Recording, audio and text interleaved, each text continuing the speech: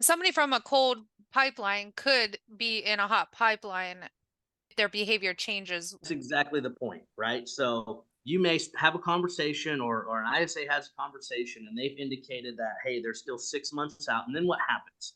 Then you forget about this person and they stay in that cold pipeline forever.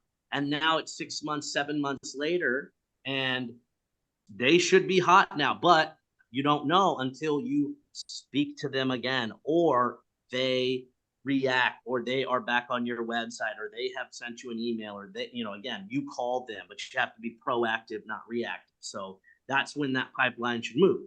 And in the opposite, the other side of the coin to that, right?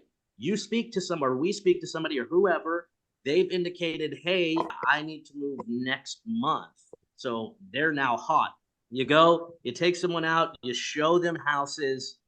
Maybe now they find out they can't get a loan, they need to wait 6 months. Maybe some unforeseen circumstances happen, whatever that may be. That person should not still be hot. And that's the number one mistake that I see with agents all the time.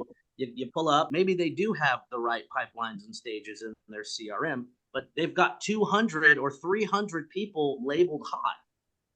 Well, that's just not manageable. That's impossible. No human agent in the world is going to be able to manage 200 hot people, right? Well, So and the other probably thing that should, yeah, and I guess the other thing I was going to add is on the hot pipeline, what should be happening? And we put numbers here, but it's relative, it's proportionate. So maybe you've got 25 people in the hot pipeline because mhm, you're really active in that sort of thing. But the idea is anybody in the hot pipeline, as the agent, there's typically things that you'll be doing when somebody is closer to moving. So maybe you're showing them homes, or you're at least in contact with them once a week, because what you don't want to have happen, especially if they're not under contract, is to know that they're ready to buy, but only reach out to them once a month, and then lo and behold they've gone with another agent, right? that's right. They So went with that whoever that's was the in front thing. of their face at the time. Exactly. So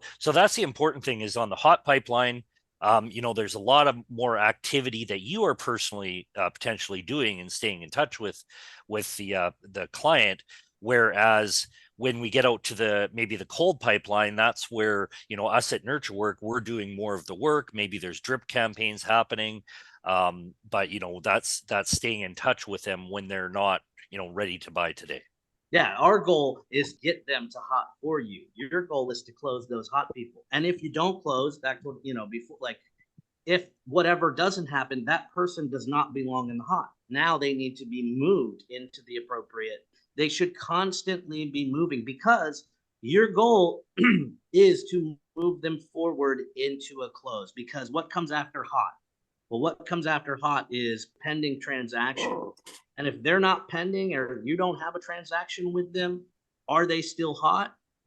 If not, move them into the right one. And if, there are some things that can be automated, and there are some things that are at the responsibility of the agent, but because we're taking off of your plate all of the other things that you have to worry about in the pipeline, that's where you live. And part of that is automating, making lists for you, or automating certain tasks that okay, this is what I have to do today for this, 20 people. These are the people where I'm focused on today.